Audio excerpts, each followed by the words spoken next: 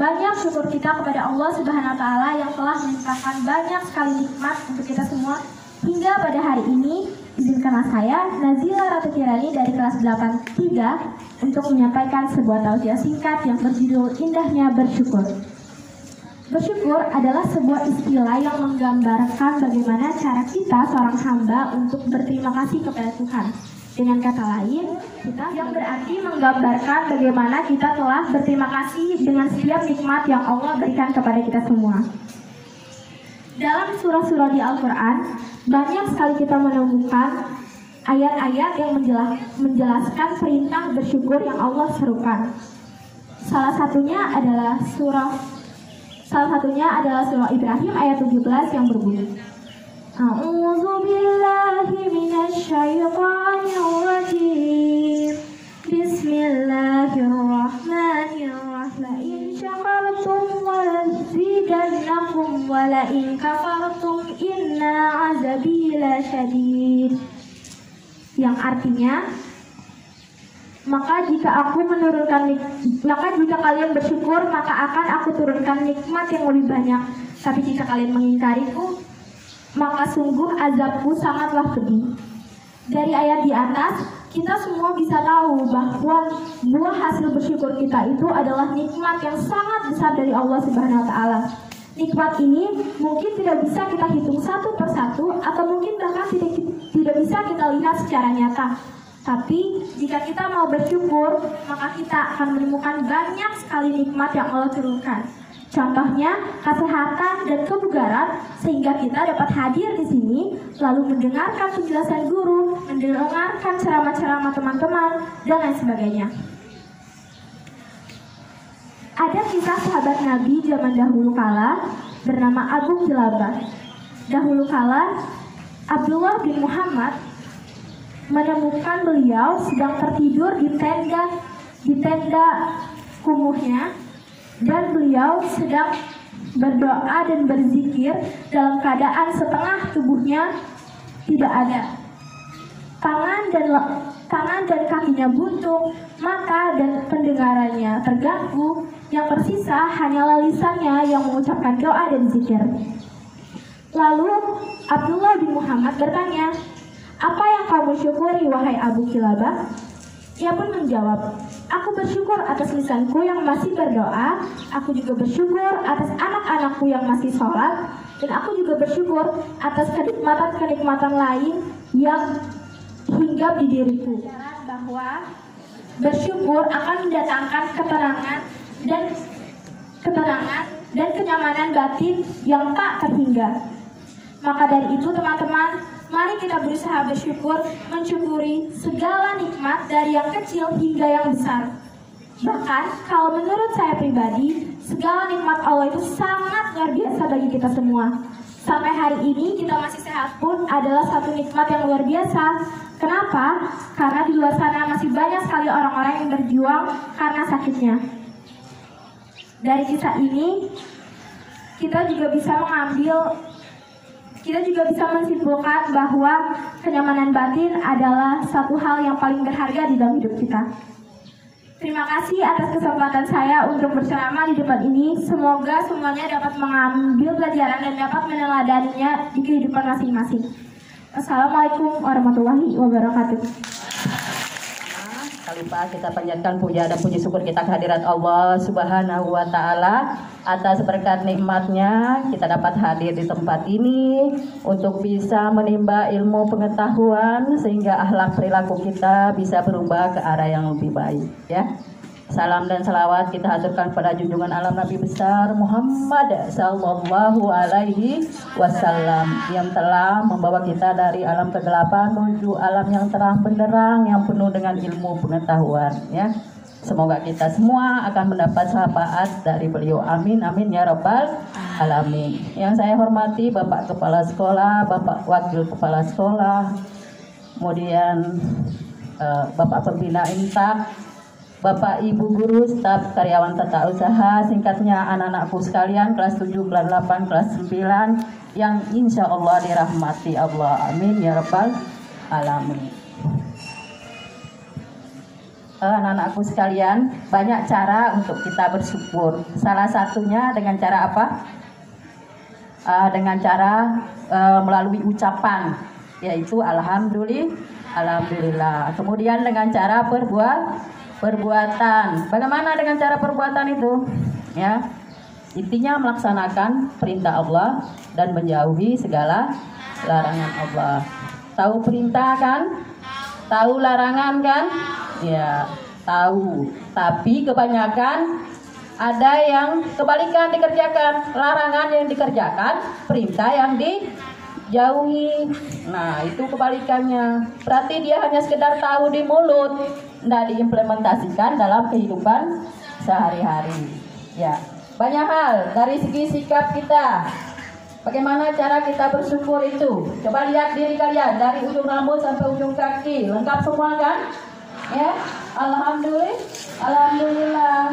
Ya, jangan nanti kalau misalnya matanya di atas, bagaimana itu kalau hujan, kalau kepanasan ya. Nah, ya. Jadi kita bersyukur. Jadi manusia itu diciptakan dalam bentuk yang sempurna. Wujud rasa syukur kita ya salah satunya itu dengan menjalankan perintah dan menjauhi segala larangannya. Kira-kira sudah gak menjalankan perintah Allah? Sudah enggak? Coba jawab yang jujur. Siapa yang udah sholat tadi subuh? Jawab yang jujur. Jadi dalam Al-Quran surah apa itu Al-Maidah ayat 8 ya, dianjurkan kita untuk berperilaku jujur. Apa bunyinya? Siapa yang bisa? Al-Maidah ayat 8. Ayo. A'udzubillahi minasyaitonirrajim. Bismillahirrahmanirrahim. Ya ayyuhallazina amanu kunu qawwamina lillahi syuhada'a bil qis wala yajrimannakum sana'anun qaumin ala alla ta'dilu i'dilu wa aqrabu littaqwa wattaqullaha innallaha khabirum bima ta'malun. Ada yang bisa isi kandungan ayatnya? Di ayat itu kita diperintahkan untuk apa? Ada 4 perintah, 1 larangan, 1 pernyataan. Apa 4 perintah itu? Salah satunya menegakkan kebenaran. Kebenaran sama halnya yang berlaku jujur. Nah, sekarang masalahnya itu sudah jujur apa enggak kalian? Kemudian perintah yang kedua di Quran surah Al-Maidah tadi, selain menegakkan kebenaran, menjadi saksi yang adil. Ini temannya dilihat loncat tembok, tahu dia, tapi dia tidak mau jujur, ya, mengatakan temannya yang salah itu ya, didiamin. Kamu ikut berdosa itu. Oleh karena itu mari jadilah saksi yang adil dalam hal kebaikan. Paham itu? Jangan membiarkan temanmu berlarut dalam hal kesesatan. Kita sebagai khalifah di muka bumi untuk mengajak temanmu amal ma'ruf nahi mungkar, mencegah yang buruk dan mengajak ke yang baik. Jangan mempengaruhi temanmu. Bukan berarti kita tidak boleh bergaul dengan teman yang tidak baik. Justru itu lahan pahala amal ibadah bagi kita untuk bisa merubah atau mengajak teman kita ke hal yang lebih baik. Nanti temannya curhat supaya temannya itu bisa terbebaskan atau merasa dirinya ringan dari derita yang dialami. Curhat ke temannya, tahunya besok ada masalah, dia buka aib temannya lagi. Ini teman yang tidak bermanfaat ini. Bukannya mengatasi masalah, malah menambah masalah. Jadilah teman yang bermanfaat bagi temanmu yang lain. Ya. Kemudian yang ketiga, perintah itu untuk bertakwa kepada Allah. Takwa kepada Allah sudah jelas ya, menjalankan perintah dan menjauhi segala larangan. Jangan tujuannya ingin ketemu sama malaikat Ridwan yang menjaga surga, tapi prosesnya yang kalian lakukan ingin ketemu sama malaikat Malik yang menjaga neraka itu. Ya, kita tahu mana yang baik, mana yang buruk. Tapi dalam kehidupan ini, ya selalu aja godaan setan itu ya. Apakah kalian itu bisa mengantisipasi atau bisa menahan diri dari gangguan-gangguan setan? Oleh karena itu, rem diri dengan iman itu. Ya, ini tidak ada orang di kelasnya misalnya dilihat, aman ya. Dia tidak yakin ada Allah yang maha melihat. Ada malaikat kiri kanan yang mencatat amal baik, amal buruknya. Jadi bila mana dia itu mengikuti bisikan setan untuk geledah atas temannya, ambil bukan barang miliknya ya. Ya, ini berarti dia itu sudah dikuasai setan. Oleh karena itu rem dirimu dengan iman itu. Tahu ada Allah yang maha melihat walaupun tidak ada orang di kiri kananmu. Ya, ada malaikat yang mencatat amal baik, amal burukmu itu. Jadi rem dirimu itu dengan iman anak ya. Jangan mengambil yang bukan punyamu itu. Ini kebiasaannya. Padahal dia itu kaya, berada. Tapi kok bisa ya? Ya bisa karena kebiasaannya itu. Ya. Jadi hindari kebiasaan-kebiasaan yang tidak baik. Ya. Pergi ke kantin. Uang yang dibawa 1.000. Dikatakan 10.000. Lain ambil barang, lain ambil kembalian, jadi lengkap derita. Ingat, apa yang kalian makan sedikit apalagi banyak, kalau itu tidak baik, haram, maka itu yang menjadi darah daging dalam tubuhmu yang mengalir selalu. Ya, oleh karena itu, mari, ya, hal-hal itu akan bisa mempengaruhi perbuatanmu sehari-hari. Kok saya sulit ya menerima pelajaran itu ya? Kok saya sulit ya membaca, menghafal ya? Karena apa? Introspeksi diri. Apa yang kalian makan, apa yang kalian minum, apa salah kepada orang tuamu, ya. Oleh karena itu berlaku jujurlah ya. Kemudian yang keempat, apa yang keempat? Ya, berlaku adil, ya. Jadi menegakkan kebenaran, menjadi saksi yang adil, bertakwa kepada Allah dan berlaku adil. Adil dalam hal ya, misalnya sebagai ketua kelas. Nih temannya ndak piket hari ini, dia marahin. Tapi pas temannya yang lain yang gilinanya, karena dia ndak dekat dengan temannya, akhirnya apa? Ndak dihiraukan, ya, dengan yang lain. Oleh karena itu, mari semuanya kita selalu berbuat baik. Dunia ini hanyalah panggung sandiwara, ya, tempat sementara.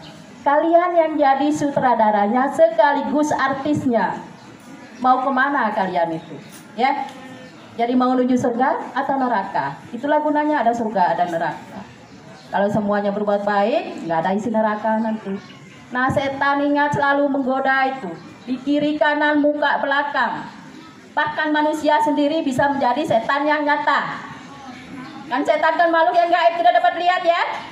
Tapi temanmu menggoda temanmu yang sedang sholat, gilirannya sholat berjamaah misalnya hari ini, nggak usah, udah kita pergi ya.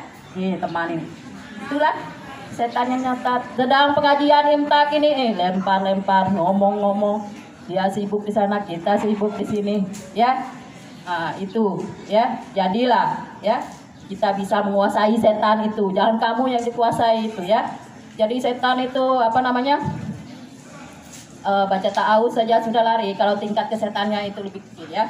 Ingat pada saat seseorang digoda itu pastilah selalu itu ya. Nah, jadi ingat kisahnya si Abid itu ahli ibadah itu ya. Dia berawal dari minuman keras, jadi tergoda dia itu ya. Ya suatu hari dia sedang sholat di masjid, kemudian apa? Dia itu melihat seseorang. Mau dengar kisahnya? Lihat seseorang yang sudah apa namanya, setan yang menyerupai manusia ya, karena setan ini tidak bisa menggodai si Abid ini, akhirnya mubos setan ini, musyawarah besar setan kumpul. Kenapa si Abid itu dia bisa kita goda? Dia memang ahli ibadah ya, pagi siang malam sholat malam rajin ya. Tiba-tiba hasil mubos diutuslah panglimanya setan itu untuk menggoda si Abid ini. Akhirnya apa? Nih pada awalnya tadi itu si Abid sudah rajin. Lihatlah seseorang itu kok bisa ya sholat sambil menangis ya.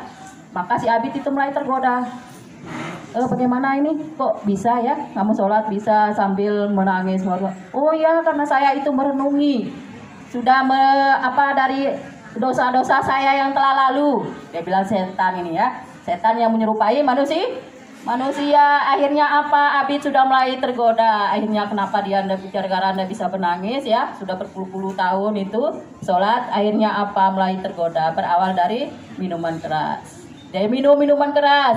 Yang namanya minum keras sedikit apalagi banyak, memabukkan ataupun tidak, jelas hukumnya haram. Dia mulai tergoda dengan minuman keras itu. Akhirnya apa? Dia tidak tahu dirinya.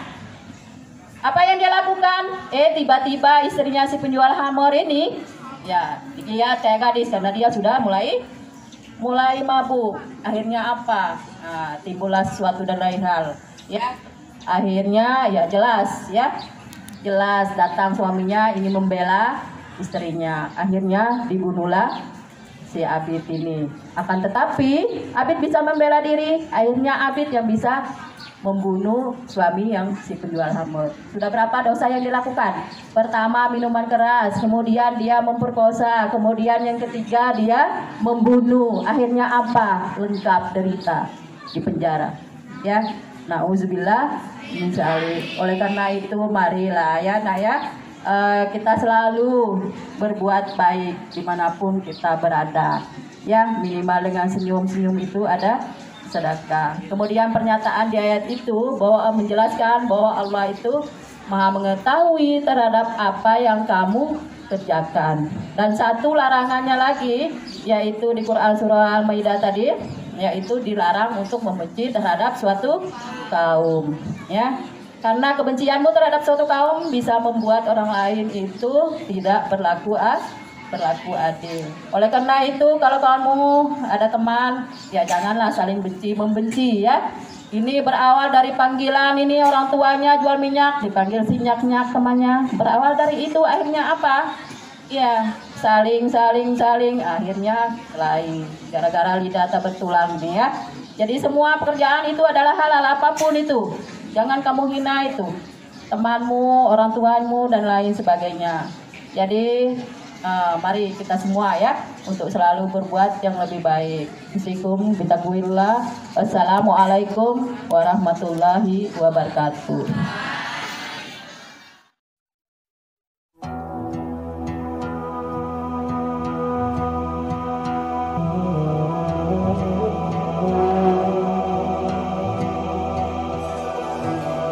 يا رب صل على محمد يا رب صل عليه وسلم يا رب صل على محمد يا رب صل عليه وسلم